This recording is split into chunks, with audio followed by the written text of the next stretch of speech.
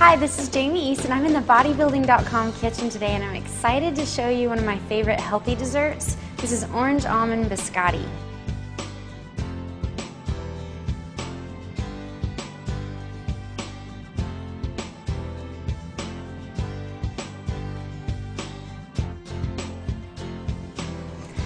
Let's see.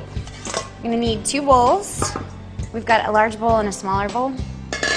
And we've got all our ingredients here. I'm using oat flour. Oat flour is essentially just ground up oatmeal. You can get it at any grocery store pretty much, because now they have the little healthy section. But if you need to, you can also grind your own oatmeal in a blender. Just know that you usually can't get it quite as fine as this, so you might need a little bit more. This is 2 cups here. You might need more like 2 1/3 or 2 1/2 even. So dump that in the bowl. Next dry ingredient that we need is our baking powder. Baking powder is the leavening. You've got baking soda, baking powder. Usually when you use something like baking powder, it keeps it, like baking soda, think cake. Baking powder, think a little more dense. So that's what we're using, is baking powder. So we'll dump that in. We've got, I think that was a teaspoon of baking powder. We've got 1/4 of a teaspoon of salt. You normally need salt because it's going to help your leavening ingredient, like your baking powder, react. So then we got to get our whisk. These are our dry ingredients, pretty basic. Okay, and we'll set that to the side. And now we've got our wet ingredients. We're going to need 4 egg whites. Kind of hard to break it on this little bowl. And you're going to separate the yolk from the whites. And you can throw that away or save it if you want to. Throw that away.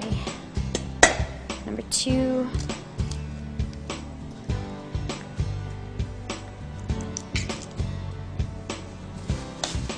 Number 3.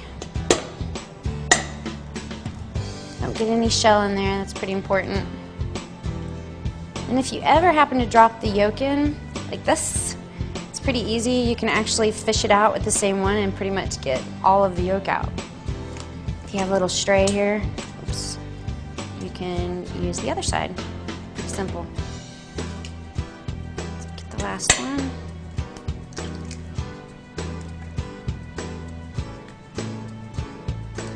By the way, make sure you preheat your oven to 350, which we've already done, so we're ready to go. Rinse my hands off.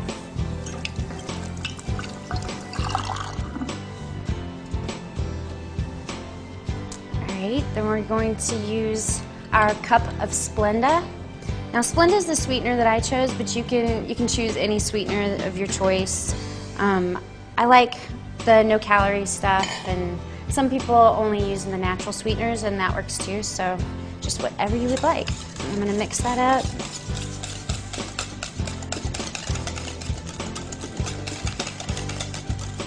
It gets a little frothy. Okay, once that's incorporated, we're going to add our extracts, which is what gives the biscotti cookies their flavor. So we've got almond extract here. Almond is pretty strong, so we're actually going to end up putting a little more orange than we will the almond. But so for this one, we're going to do about 1/2 tablespoon of the almond. And this is pure almond. There's artificial or imitation. You can use those will work, but I personally prefer the pure because I think they have sort of a little bit of an alcohol kind of smell and flavor. And then we've got our orange extract. And for the orange, because we really want to, that's really the main flavor of the cookie, we're going to do a full tablespoon. Let's see. Dump that in.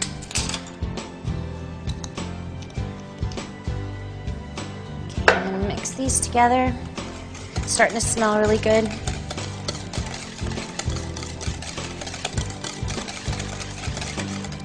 Okay, once you have that incorporated, we're going to add our odd ingredient, which is our baby food. This is applesauce.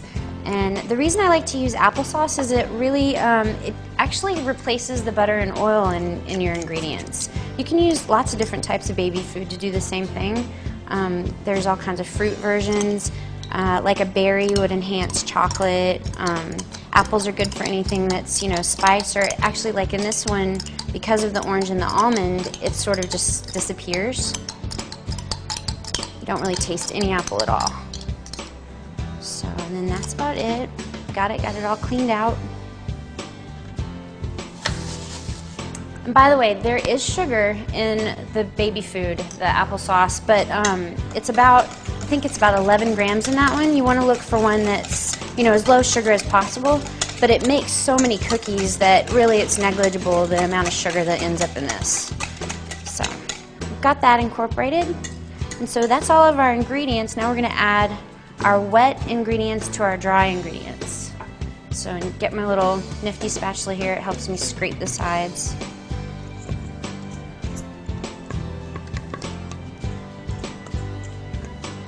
You can use a whisk to mix this all together.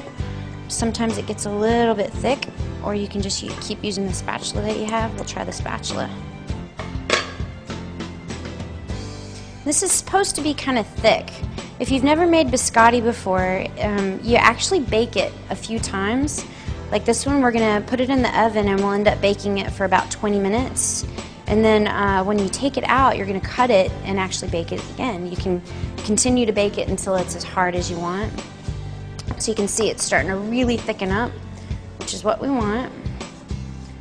Get all the good stuff off the sides. It's more doughy than like a cake batter or anything. Okay, so we've about got that mixed. Smells really good. Another option for this is when you've got your dry ingredients, you might want to actually add protein, which I'll do sometimes just to, you know, add a few macros to it that are good for me, that I need anyway. So we've got that all incorporated. And you're going to get an aluminum baking sheet. The reason you need aluminum is we really want them to get brown. If you use anything like glass or anything like that, it really doesn't get as crispy as you want. So we'll do a light spray, just so it doesn't stick, non-stick spray. I always use the butter flavor just because it's better for baking. The taste won't really interfere with the baked good. Let's see, it looks like I have a little extra dry stuff on the bottom there. So I'm gonna dump this. It's a little sticky. Dump it on, and then you're gonna actually sort of just spread it out. You can use your hands too, which is often what I do. I think I'm gonna do it, so I'm gonna push that off. And you just sort of wanna make it, push it around until it ends up maybe about 1.5 inches thickness. And you actually are looking to sort of make a rectangle out of it. About good enough, probably. Doesn't have to be perfect and pretty. It'll taste the same. So, all right.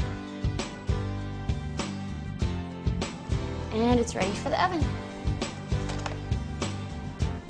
You want to make sure that your oven or the rack is about in the middle. Make sure it's not too close to the heating element, which is on the bottom. And we'll set the timer for about 20 minutes.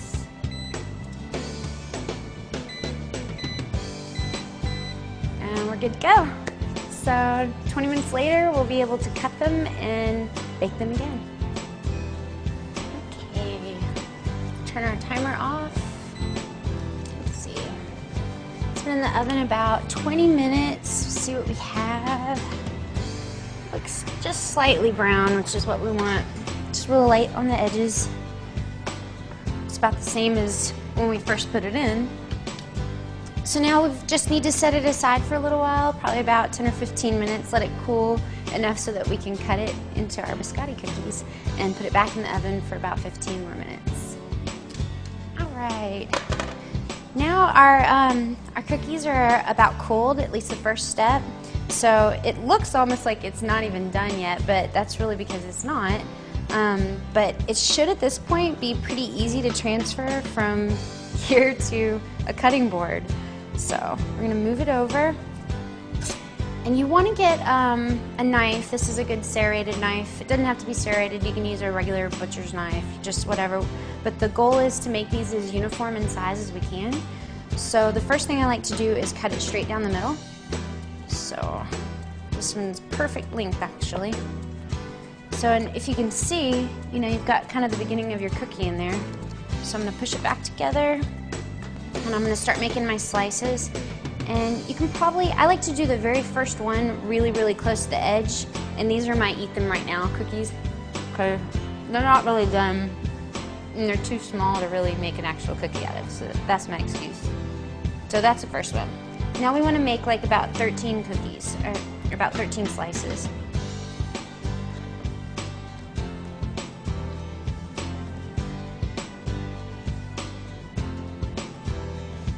And you can do as thin or as thick as you want to. That's totally up to you.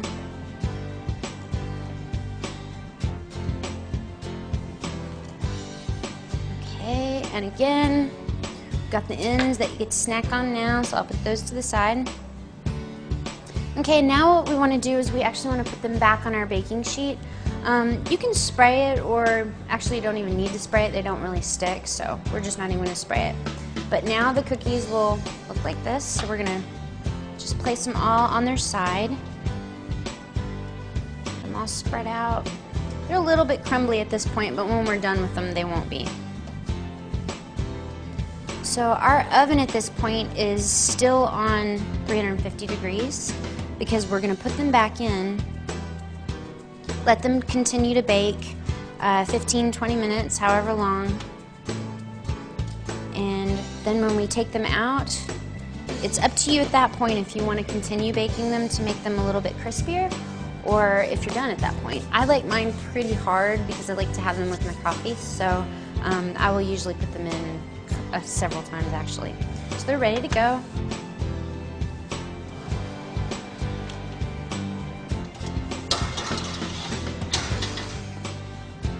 We'll set it for 15 minutes. Cookies are done. Let's see. Close this up. All right, they look brown, pretty brown on both sides. You can actually do it one more time if you want, if you like your cookies even harder. But one cookie is only about like 30-31 calories. It's got less than 1 gram of fat in there. You've got 4 carbs and about 1.5 grams of protein. Thanks for joining me in the kitchen. Please check back often at bodybuilding.com for future recipes.